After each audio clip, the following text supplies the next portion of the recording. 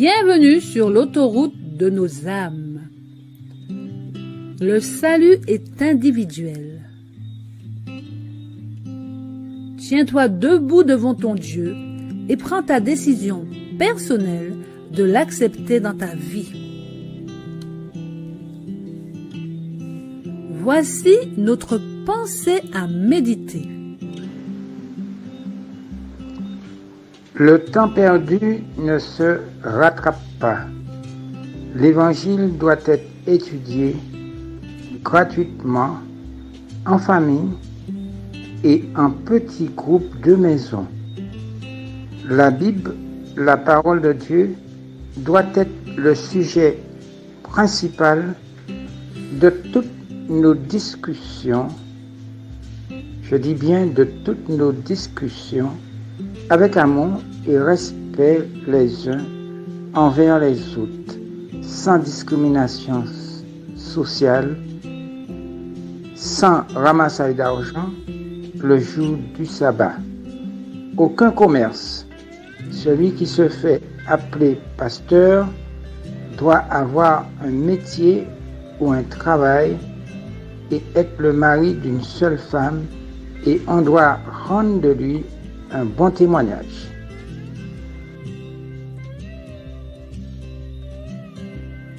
Salutations à tous.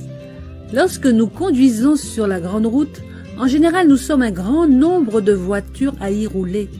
Mais notre véhicule à nous, c'est bien nous qui la conduisons. Ce n'est en aucun cas le chauffeur de la voiture qui nous précède ou le chauffeur de celle qui nous suit. Nous sommes seuls responsables de notre conduite et des décisions que nous prenons dans le choix de respecter ou non le code de la route. Il en est de même sur l'autoroute de nos âmes.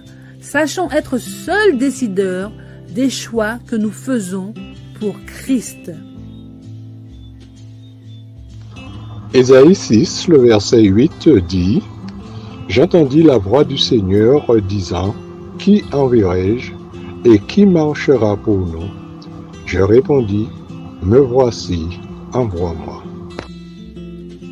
Oui, tiens-toi debout devant ton Dieu et prends ta décision personnelle de l'accepter dans ta vie. 1. Le temps perdu ne se rattrape pas. C'est pourquoi, selon ce que dit le Saint-Esprit, aujourd'hui, si vous entendez sa voix, n'endurcissez pas vos cœurs, comme lors de la révolte, le jour de la tentation dans le désert. 2. L'Évangile doit être étudié gratuitement, en famille et en petits groupes de maison. Allez, prêchez et dites, le royaume des cieux est proche. Guérissez les malades, ressuscitez les morts, purifiez les lépreux, chassez les démons. Vous avez reçu gratuitement, donnez gratuitement. Les petits groupes de maison, conduits par l'Esprit Saint, sont mal vus par la dite grande assemblée. Car partout où un petit groupe s'organise, Satan cherche constamment à harceler et à troubler les fidèles, car ces fidèles s'attachent à la vérité, la parole de Dieu. La Bible, la parole de Dieu, doit être le sujet principal de toutes nos discussions, avec amour et respect les uns envers les autres, sans discrimination sociale. Ta parole est une lampe à mes pieds et une lumière sur mon sentier.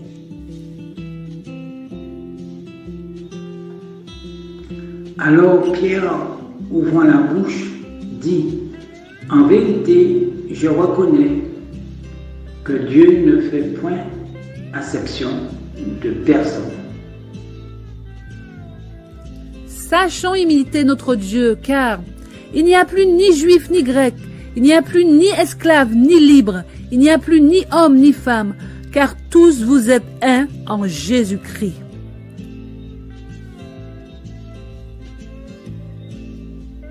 4. Sans ramassage d'argent le jour du sabbat. Souviens-toi du jour du repos pour le sanctifier. Que faire pour ne pas profaner le sabbat de l'Éternel? Tu travailleras 6 jours et tu feras tout ton ouvrage. Mais le 7e jour est le jour du repos de l'Éternel ton Dieu, tu ne feras aucun ouvrage. 5. Aucun commerce. Celui qui se fait appeler pasteur doit avoir un métier ou un travail et être le mari d'une seule femme, et on doit rendre de lui un bon témoignage. Il est bon d'être conseillé dans notre quête. Quand la prudence fait défaut, le peuple tombe, et le salut est dans le grand nombre des conseillers. Toutefois, nous avons cette simplicité d'accepter que ceux qui ont des titres prestigieux nous conseillent, nous éduquent, nous guident et nous contrôlent. Connaissez-vous l'histoire de Roboam, fils du roi Salomon, qui le succéda au trône à sa mort?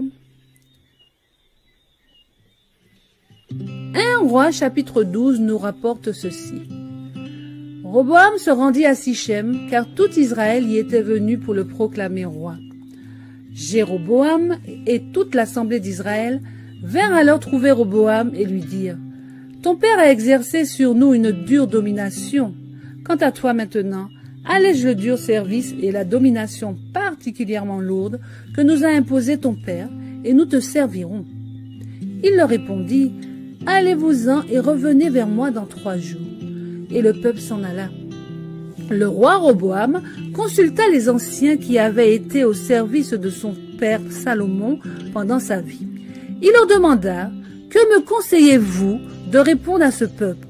Voici ce qu'ils lui dirent. « Si aujourd'hui tu as une attitude de serviteur envers ce peuple, si tu te montres à leur service et si tu leur réponds de façon positive en leur adressant des paroles bienveillantes, ils seront pour toujours tes serviteurs. » Mais Roboam délaissa le conseil que lui donnaient les anciens et consulta les jeunes qui avaient grandi avec lui et qui faisaient partie de son entourage.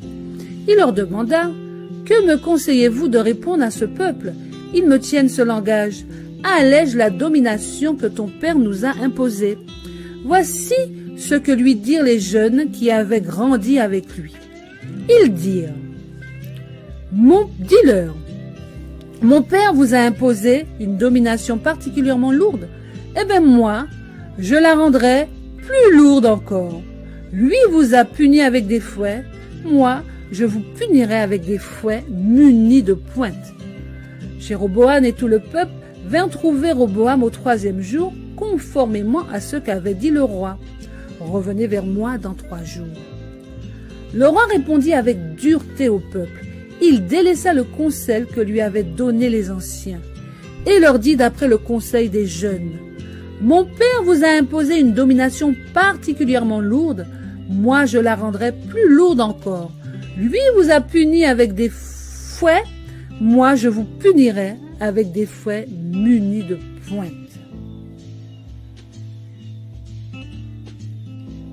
Comme Roboam, de manière consciente ou pas, nous suivons toujours le conseil de ceux qui nous ressemblent. Donc, si nous acceptons les conseils de quelqu'un qui se dit ministre de Dieu et dont la vie n'est pas en conformité avec la Bible, c'est tout simplement parce que nous-mêmes avons des lacunes dans notre engagement avec Dieu.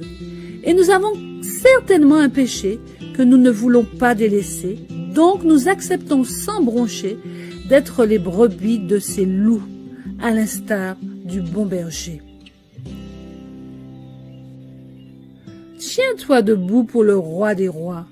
Ouvre-lui ton cœur et prends ta propre décision sans écouter ni celui qui est à ta droite, ni celui qui est à gauche, car le salut est individuel. Il est temps de réduire au maximum la circulation d'intrus sur l'autoroute de nos âmes. Car l'ange dit « Sauve-toi pour ta vie, ne regarde pas en arrière. » Amen.